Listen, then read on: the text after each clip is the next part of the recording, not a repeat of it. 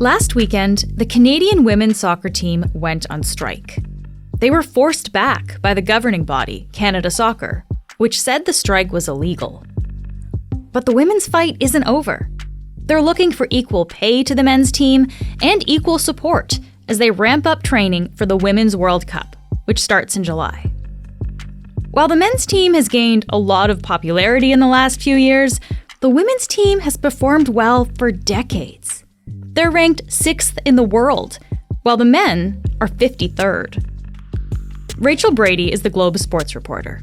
She'll tell us about the growing business case for equally funding women's sport and how that's fueling professional women's soccer in Canada.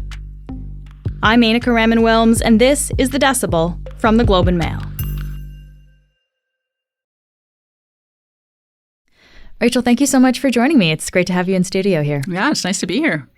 So, Rachel, can you tell me, what has the Canadian women's soccer team been protesting? Yeah, so they went on strike. They announced that last Friday that they were going to go on strike, which for a soccer player effectively means I'm not going to show up for the scheduled activities of training, weight room, meetings, video, all those things that would be required of you to play for Canada. So they were still in Orlando, but they weren't going to be showing up. And their strike, was only lasted about a day because they did meet with Canada Soccer, and Canada Soccer sort of made it clear to them that their strike was actually unlawful by Ontario laws, and that they would have to threaten legal action against the players if, this is what the players said, they were threatened with legal action, which means, collecting damages, right? Collecting money from these players, essentially. Wow. And so the women said, when we talked to them on Tuesday, the women said, we felt we had no choice. We needed to go back. We don't make millions of dollars, and we couldn't afford to put ourselves in that sort of financial risk. And so we decided to go back to the field, but we are doing so under protest. And just to be clear, what are they striking against exactly? Yeah, they're striking against the fact that there's not a deal done yet, and that they didn't get paid for 2022. So they didn't get paid in 2022? Yeah, that's correct. Wow. We don't know all of the reasons why that is now. That's going to come down to equal pay with what the men get. So I think that sum needs to be determined still, I think, and agreed upon. I'm sure there's lots of factors that the public doesn't entirely know about why they haven't been paid, but it certainly is true that they had not received pay yet for that year. And so when they were on strike for these practices, this is when they're turning their jerseys inside out. They're trying to make kind of a visual sign here that they're unhappy. Yeah, certainly. And every time that they had spoken, they have expressed that, using words like, we're crushed, we're devastated, we're sick of it. And this form of protest truly does receive support from their colleagues around the world, women on other national teams like the U.S., who are hosting the SheBelieves Cup, and women in England who, so many teams around the world, women's teams have had to have some sort of hard conversations about equality with their associations. So they do feel like comrades in a lot of ways and like allies, that when one women's nation is going through it, that the other women definitely, even though they're rivals on the pitch, they do support one another. Yeah.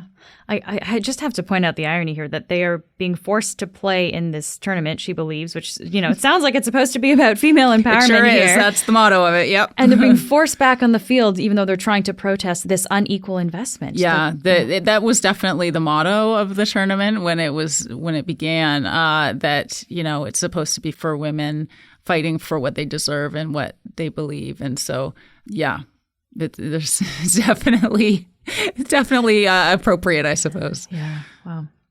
Can you just give me some context, Rachel, here about salary ranges? What kind of numbers are we talking about? Yeah, in the National Women's Soccer League, which is where many of the Canadian players play, they had a minimum salary of $35,000 and a maximum of $75,000, for instance. So that's just a very broad range, but it's hard to answer that because many women have sponsorship deals in different ways that money is coming in, and then they're getting money from their national teams, those that, are Olympians and play for the national team. So the famous players are making into the hundreds in Europe or in the U.S., but it's not as much as the men. And so how much do the men make? Millions. Wow. That's a big difference. In Major League Soccer, the lower end players are not making that, But in Europe, obviously, they're making millions there. So Canada Soccer, so this is the governing body for the sport in the country. What have they said about equal pay in terms of how much they pay their male and female athletes? They said this is a goal. To even it up. The men and the women each have their own players' associations, and those players' associations effectively negotiate with Canada Soccer. So what Canada Soccer has said is we want it to be equal. We want whatever the men are getting, we want the women to get. So now they need to get there. They very publicly said it. People have seen them say it on video. Now they need to get there. And it sounds like it's not just about pay. We talk a lot about pay for athletes, but it seems to be an issue about investment too, right? Like how much teams get for preparations for World Cups and things. I guess, can you touch on that? Like how important is that to the conversation? Yeah, when the players spoke on a media call the other day, we heard from Christine Sinclair and Sophie Schmidt, who are veterans and have been there for a long time, and Janine Becky and Quinn. We heard from all four of those players, and they stressed a number of times that it's not like pay per game that's so top of their list, although that is important. It's support. So by that, they mean, numbers of staff, numbers of opportunities to have camps, how many players are being invited to a camp. They made the sort of example that they don't want staff members subbing in on the field, kind of shadowing as a player, just so that they can play 11v11. They want the proper number of players invited to camp, just as the men would have. So it's things like that they want to be able to say that all those sorts of resources that the men have, they want to be able to look and say, look how they prepared for Qatar. We want all of those things in an equitable way as we prepare for our Women's World Cup this summer. Right. And it's coming up in a few months. So this is kind of top of mind, I would imagine, for that Yeah, team. It sure is. And that is what has kind of struck the anger of the women, is that they have found it that there are budget cuts coming across the board. And it's not isolated just to the women, but across the board, like so to the men's program, to the women's program, and to their associated youth programs.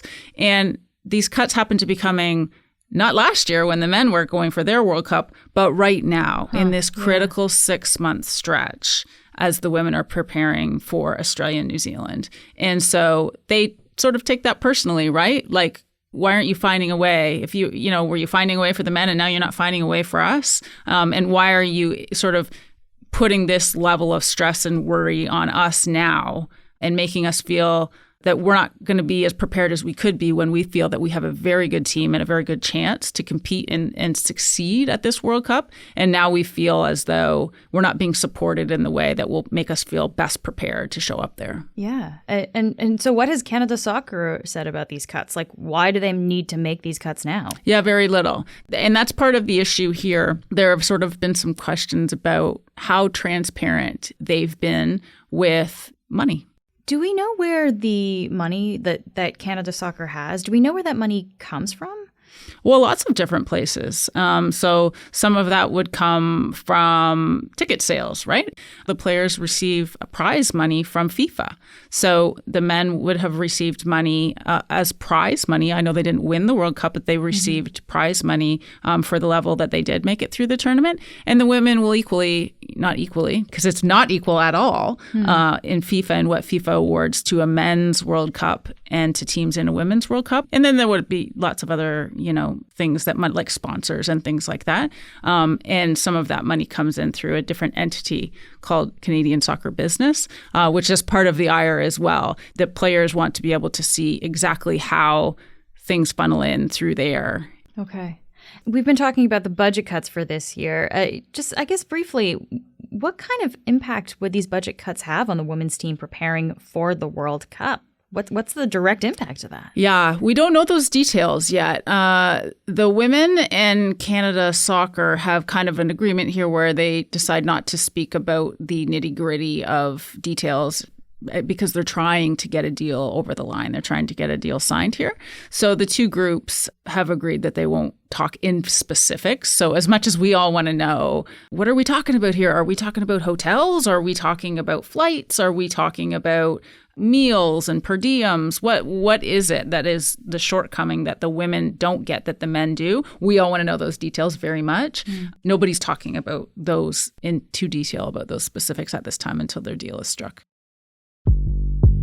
We'll be back in a minute.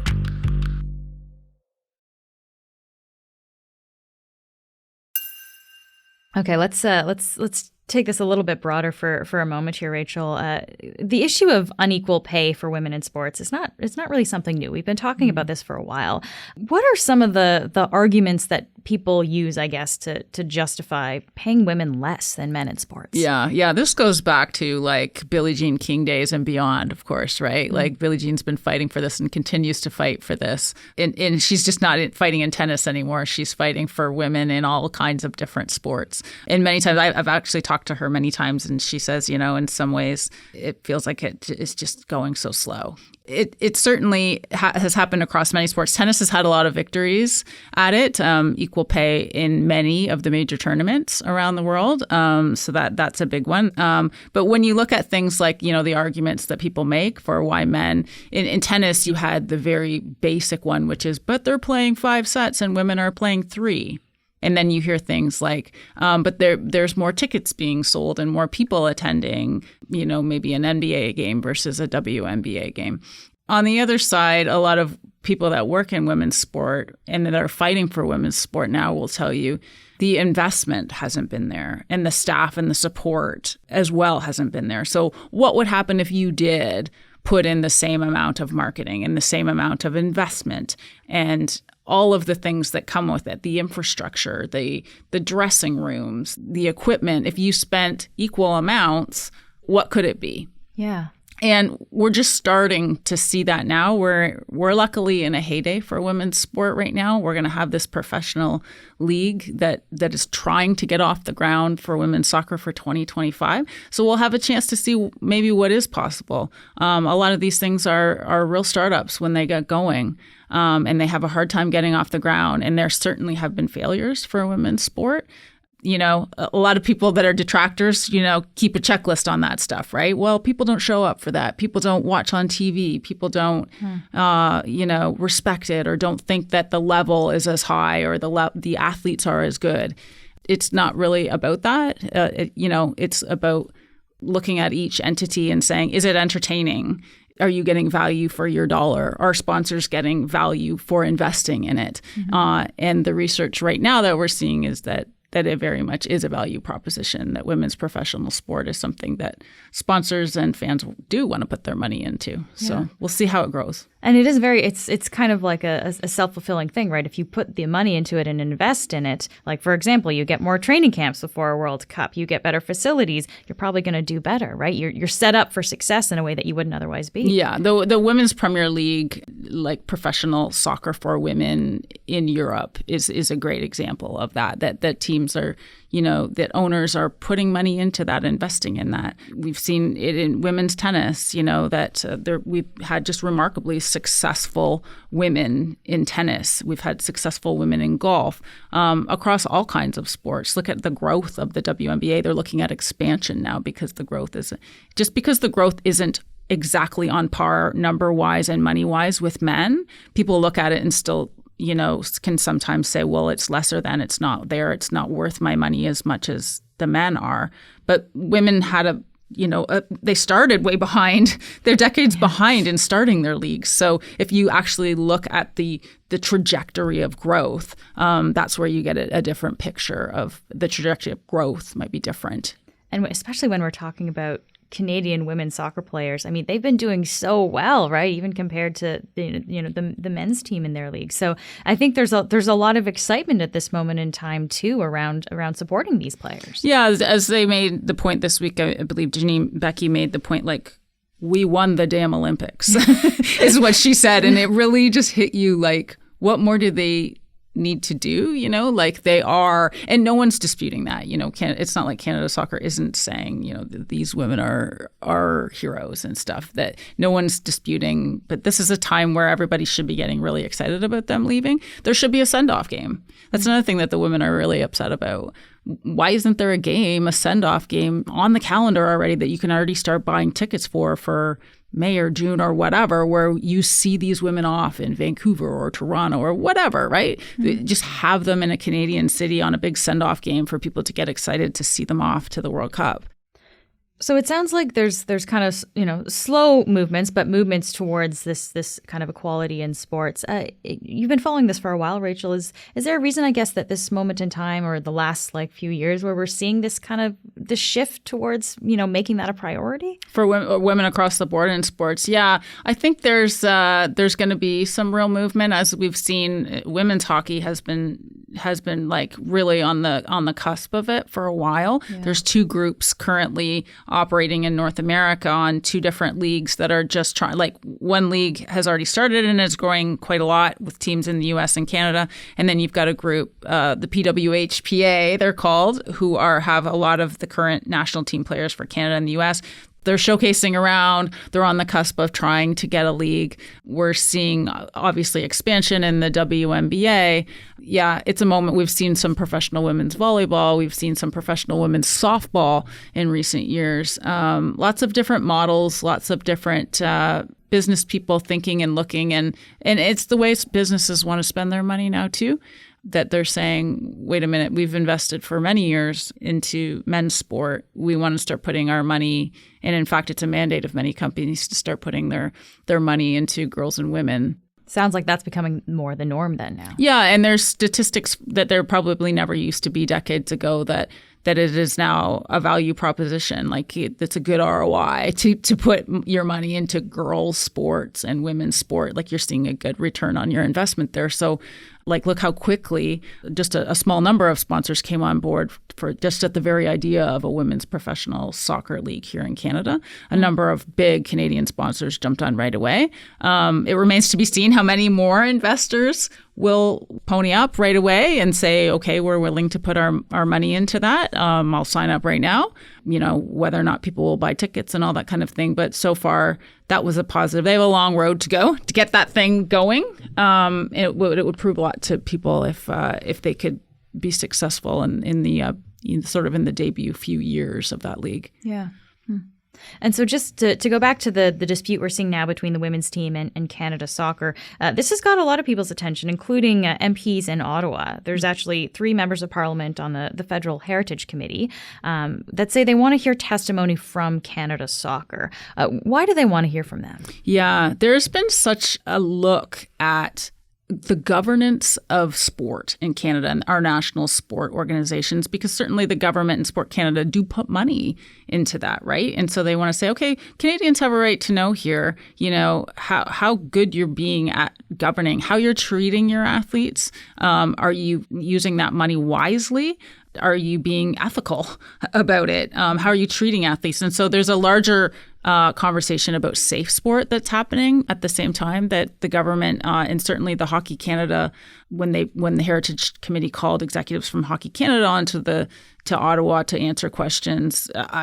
People were so compelled by that and so interested and so waiting for someone to be held to account for things. Now, this is very different. That was about allegations of sexual assault. This is about, equity here, but it's a concern.